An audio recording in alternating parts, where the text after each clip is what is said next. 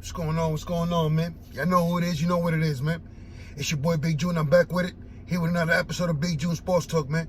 Where sports discussion becomes sports debates and so on and so on, man. Where we discuss the good, the bad, and the ugly. Everything and anything associated in the sports world, we touch on this platform, man. Your boy Big June himself right here does, right? So, you know, I just dropped Hide the Salami, Boston Celtic edition. Everything that's going on over there with that scandal up in Boston. Also drop, play the game, don't let the game play you. Half a point means everything, gambling part 1 and 2. So, your boy been grounded. Drop the game in chess, the Brittany Griner. Also had the collapse Yanks and Mets. And, before I get this episode started off, let me touch on that a little bit, right? As far as the prediction goes and all that, right? Both of them currently in the playoffs. Yankees clinched the division, so the American League East champions are the New York Yankees, like your boy Big June said it was going to happen. As far as the New York Mets, right now, currently lost last night to Atlanta. The first 2 games of that series, that crucial series down there, right? For basically National League East supremacy. So right now, as we speak, when you wake up in the morning and you look at the standings, you have Atlanta in sole possession by 1 game. But like I said, I'm still going to stick to that. And I still say the Mets find a way and capture the National League East. And it starts with today and get this W. And shout out to the Braves for getting it done against DeGrom and Max Scherzer. 2 aces, right? So you look forward to those matchups because it's that time of the year. It's October baseball. And, that's what they say, the boys becoming to men, right? And it's that time, man. So, we're going to get into this and discuss a couple of joints as far as, Major League Baseball in general. Leading into the last week. So wild card race, right? Just looking at it. And shout out to the Dodgers for becoming the first National League team to win 110 games in a season since 1909.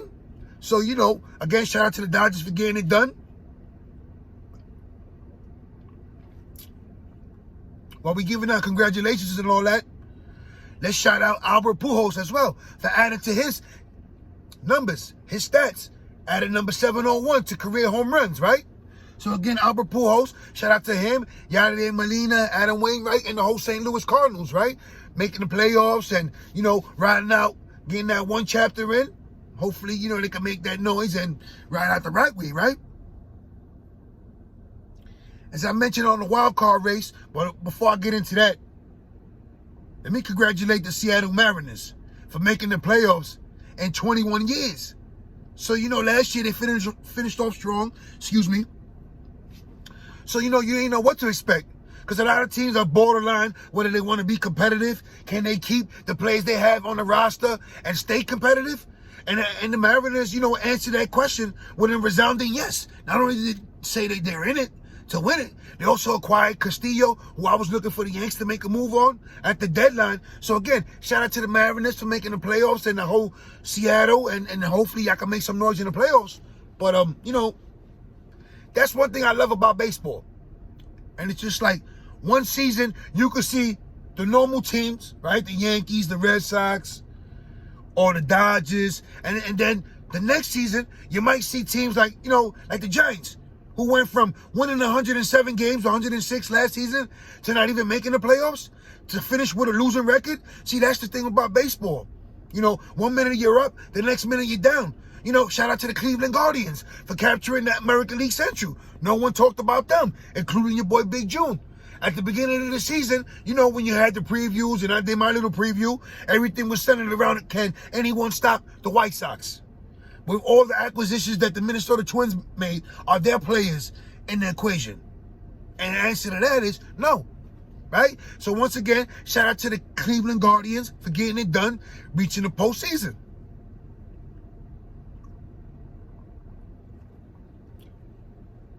So, leading to this last weekend, right, or this last week of baseball, some of these wild card spots and the position, like as far as 1, 2, and 3, are still up for grabs, right?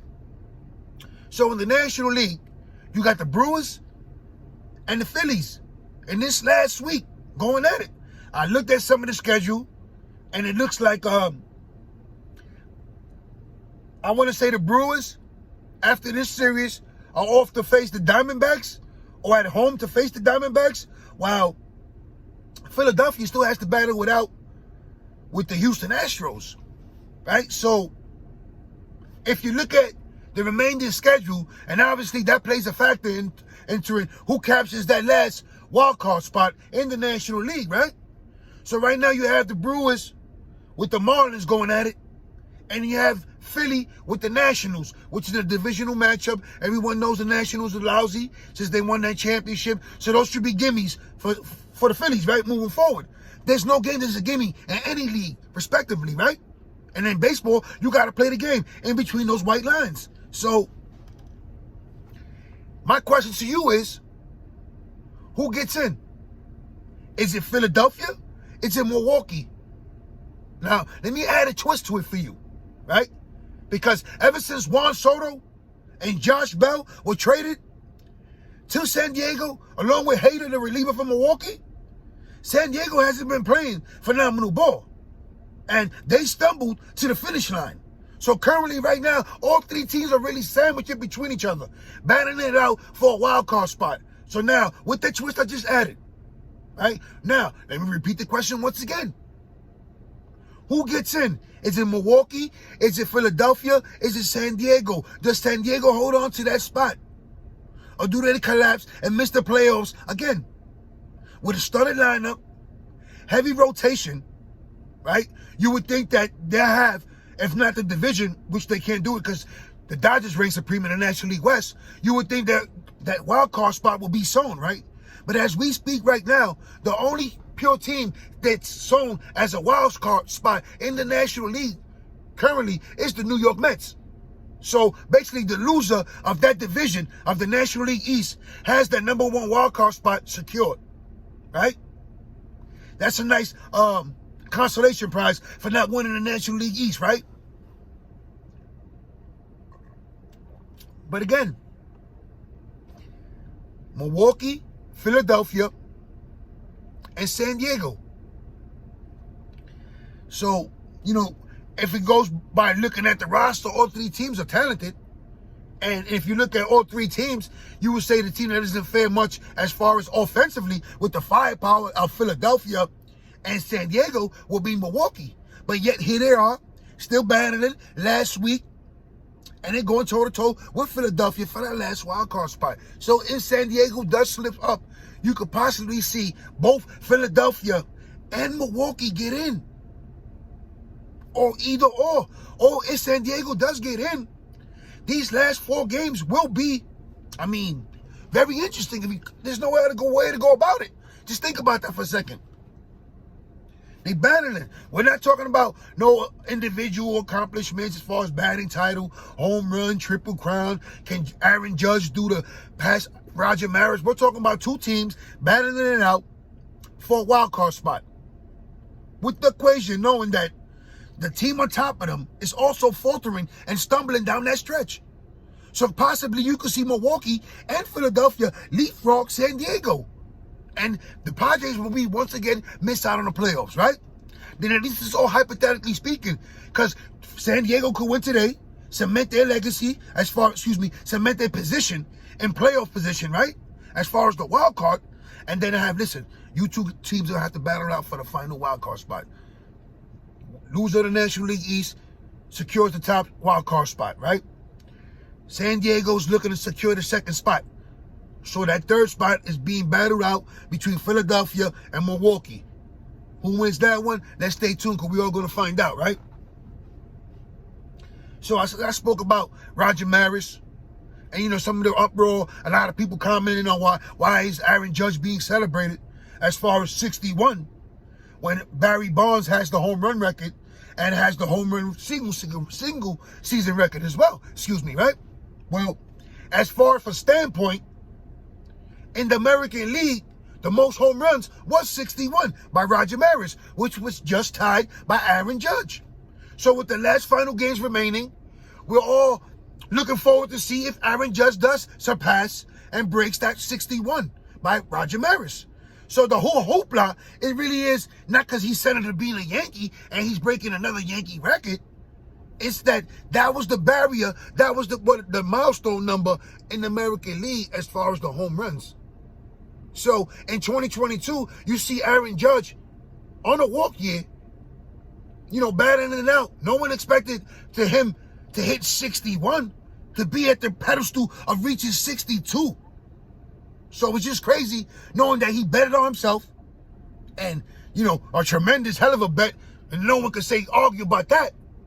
But as far as, people commenting about why is Aaron Judge being celebrated and talked about so much, Roger Maris holds the records for the most home runs in the American League with 61, which was just tied by Aaron Judge. Here you go, quick baseball history lesson by yours truly, yours, Big June. All right? So, let's not forget about the American League, right? Because, yes, Toronto is currently in the top spot, but I think they're tied and they're battling neck to neck with Seattle for that top spot. So basically, all three spots are secured. You got Toronto, Seattle, and Tampa. Tampa's the 3, and 1-2 is being battled right now between Seattle and Toronto. Both potent lineups, both decent rotations. Who makes noise in the playoffs? And who secures the number 2 wildcard spot? Is it Toronto? Is it Seattle? Now, some might say that, this might be too much of a moment for Seattle, knowing that a lot of them haven't never been playoff tested and that whole franchise hasn't been in the playoffs in 21 years. Can they continue to ride that wave, ride that momentum into the playoffs and secure that number 2 wildcard spot? So, it's like, the number 1 spot, right? So, if it's the wildcard spots, right, you figure that's home field advantage for the number 1 wildcard spot, right? Depending on who they face in the wildcard round. So, could you imagine the crowd up in Seattle if they host a playoff game in the wildcard round after 21 years of being deprived of playoff baseball? I mean, it's amazing, right? But on the flip side, like I mentioned on a prior episode, if Toronto does secure that top spot and host a game in Toronto, is that mandate where you have to be vaccinated or at least have proof of 1 vaccination to enter Toronto, to enter Canada in general. So, because it was like during the season, several teams made trips out of Toronto and players who were unvaccinated did not make the trip along with them. So, playoff time, if Toronto does secure that number 1 wildcard spot and host a game or 2, could it be crucial depending on who's they facing, who's the matchup, right? Because we don't know if every player is vaccinated for every team. So, but what we do know is in Toronto, in Canada, there is a mandate that you have to be vaccinated to enter the country. Would that come into play playoff time? I mean, we're going to find out.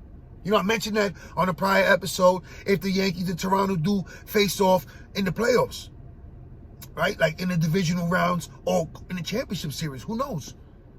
But if any team has to go to Toronto, are they going to miss key players in that series, in those games? I mean, stay tuned, man. This is the world we living in right now, right? So, as I'm going through all, the list that I had and trying to break everything down, I shouted it out. Let me circle around and get back to the Atlanta Braves and the New York Mets real fast, right? Obviously, the defending champion Atlanta Braves been chasing the New York Mets all season, and they finally reached them and leapfrogged them for the moment, right? Currently in first place in the National League East. Still have this game, a decisive game, right? I think it's a tiebreaker. So this is a crucial game for both teams. Can the Mets sustain what's happened in the first 2 games in Atlanta and get this W today? The division is at stake. So, like I mentioned before, the winner of this crucial series, to me, your boy Big June, wins the National League East. But now, let me get into a little Yankee baseball, man. I gotta do it. It's playoff time. Yanks are in. That's my squad. It is what it is. Right? The number one question all Yankee fans want to know is, can any Yankee starter be trusted in the playoffs?